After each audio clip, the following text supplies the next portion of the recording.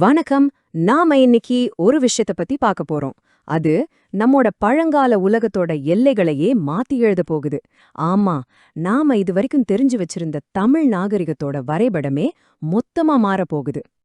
சரி, இந்த ஆய்வுக்குள்ள போறதுக்கு முன்னாடி ஒரு நிமிஷம் யோசிச்சு பாருங்களேன்.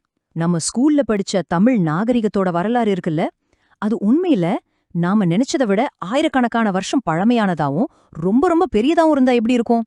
இந்த ஒரு கேள்விதான் நம்ம தேடலோட மையப்புள்ளி. முதல்ல நாம எந்த பழைய கதைய மாத்தப் போறோமோ அத பத்தி பாத்திரலாம். பொதுவா தமிழ் வரலாறுனா 2000 வருஷம் பழசுன்னு ஒரு எண்ணம் நம்ம எல்லார்கிட்டயும் ஆழமா பதிஞ்சிருக்கு. ஆனா அது உண்மையா? பல காலமா தமிழ்நாட்டோட எல்லையா இந்த வரிகளை தான் சொல்லிக்கிட்டு இருந்தாங்க. வடவேங்கடம் தென்குமரி ஆயிடை தமிழ் கூறும் நல்லுலகம். இதுதான் சங்க இலக்கியம் சொன்ன பார்டர்னு நாம நம்பிட்டு இருந்தோம். ஆனா பாருங்க, இந்த 2000 வருஷ கணக்கு இப்ப உடைய போகுது. கீழடி மாதிரி புதுசா கிடைச்ச தொல்லியல் ஆய்வுகள் தமிழ் எழுத்தோட வயசு 2600 வருஷத்துக்கு முன்னாடி தள்ளிட்டு போகுது. அதே மாதிரி வேங்கடம் டு குமரிங்கிற அந்த எல்லையும் இனிமே முழுமையானது கிடையாது. நம்ம வரலாறு அதையும் தாண்டி ரொம்ப தூரம் போயிருக்கு. அப்போ அந்த பழைய எல்லைய தாண்டி எங்கதான் போச்சு நம்ம வரலாறு? இதுக்கான தடையும் வேற எங்கேயும் இல்ல, நாம படிச்ச அதே சங்க இலக்கியத்திலேயே இருக்கு.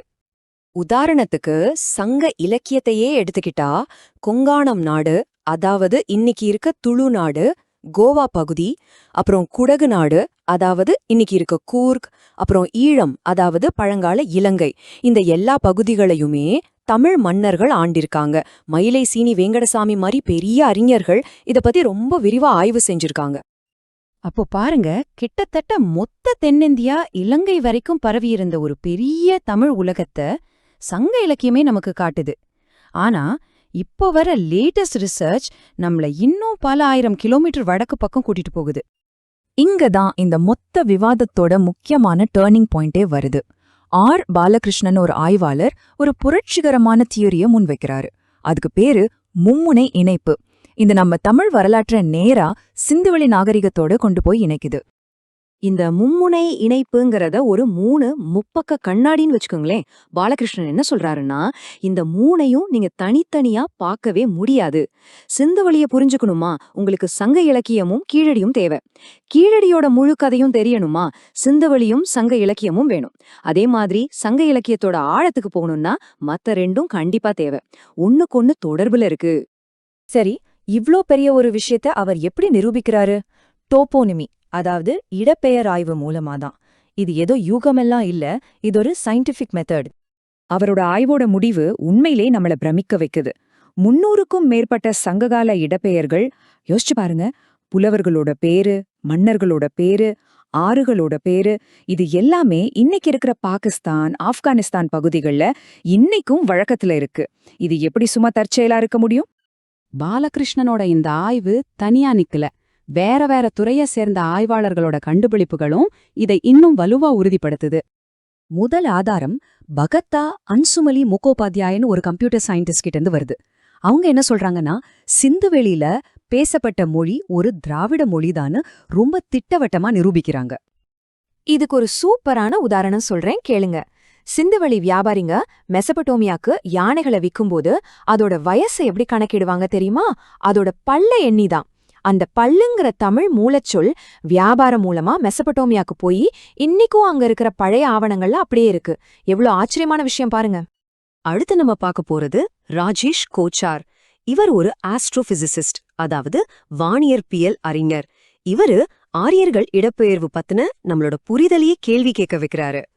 பொதுவா ரிக்வேதம் இந்தியால சரஸ்வதி நதிக்கரையில எழுதப்பட்டுச்சுன்னு நாம நம்புறோம். ஆனா கோச்சார் என்ன சொல்றாருன்னா, ரிக்வேதத்தோட 75% பகுதி ஆப்கானிஸ்தான்ல இருந்த இன்னொரு சரஸ்வதி நதிக்கரையில தான் இயற்றப்பட்டுச்சுன்னு சொல்றாரு. இது உண்மையா இருந்தா வட இந்திய வரலாற்றோட அடித்தளத்தையே அசைச்சு பாக்குற ஒரு விஷயம்.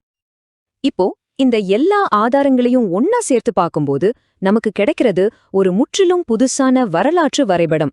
ஒரு சின்ன பகுதியிலிருந்து ஒரு முழு துணைக்கண்டம் வரைக்கும் விரிஞ்ச ஒரு பிரம்மாண்டமான வரைபடம். அப்போ முடிவென்ன? இது ஒரு அகண்ட துணைக்கண்டம். பாகிஸ்தான், ஆப்கானிஸ்தான் எல்லாத்தையும் உள்ளடக்கிய பிரிக்கப்படாத இந்த துணைக்கண்டத்துல தமிழ் ஒரு முக்கியமான அடித்தள பண்பாடா இருந்திருக்கணும். சரி, இதிலிருந்து நாம என்ன தெரிஞ்சுக்கணும்? முதல்ல அந்த 2000 வருஷ டைம்லைன் அவுட்டேட்டட். ரெண்டாவது, தமிழ் நாகரிகத்தோட செல்வாக்கு தென்னிந்தியா இலங்கையோட நிக்கல, அது சிந்துவெளி வரைக்கும் போயிருக்கு. மூணாவது, சங்க இலக்கியத்தோட எதிரொலிகளை இன்னிக்கும் பாகிஸ்தான், ஆப்கானிஸ்தான்ல நம்மனால கேட்க முடியுது. சுருக்கமா சொன்னோம்னா, பல துறைகள் சேர்ந்து நம்ம கடந்த காலத்தை பத்தின கதையே மாத்தி எழுதிட்டு இருக்கு. பேராசிரியர் கே. ராஜன் சொல்ற மாதிரி தமிழ்நாட்டுல இருக்கிற தொல்லியல் இடங்கள்ல வெறும் 10% இடங்களை தான் நம்ம தோண்டி இருக்கோம். இப்போ நமக்கு கிடைச்சிருக்கிறதே இவ்ளோ பெரிய விஷயமா இருக்கும்போது இன்னும் தோண்ட தோண்ட என்னவெல்லாம் கிடைக்க போகுதோ, ஒருவேளை இது வெறும் ஆரம்பமா கூட இருக்கலாம். கடைசியா இந்த ஒரு கேள்வியோட நான் முடிச்சுக்கிறேன். நம்ம பழங்காலத்தை பத்தின வரைபடங்களே இவ்ளோ தவறா இருக்க முடியும்னா, நாம உண்மைன்னு நம்பிட்டு இருக்கிற வரலாற்றோட வேற எந்த பக்கங்களையெல்லாம் நம்ம திரும்பவும் புதுசா வரைய வேண்டியிருக்கும்? யோசிச்சு பாருங்க. நன்றி.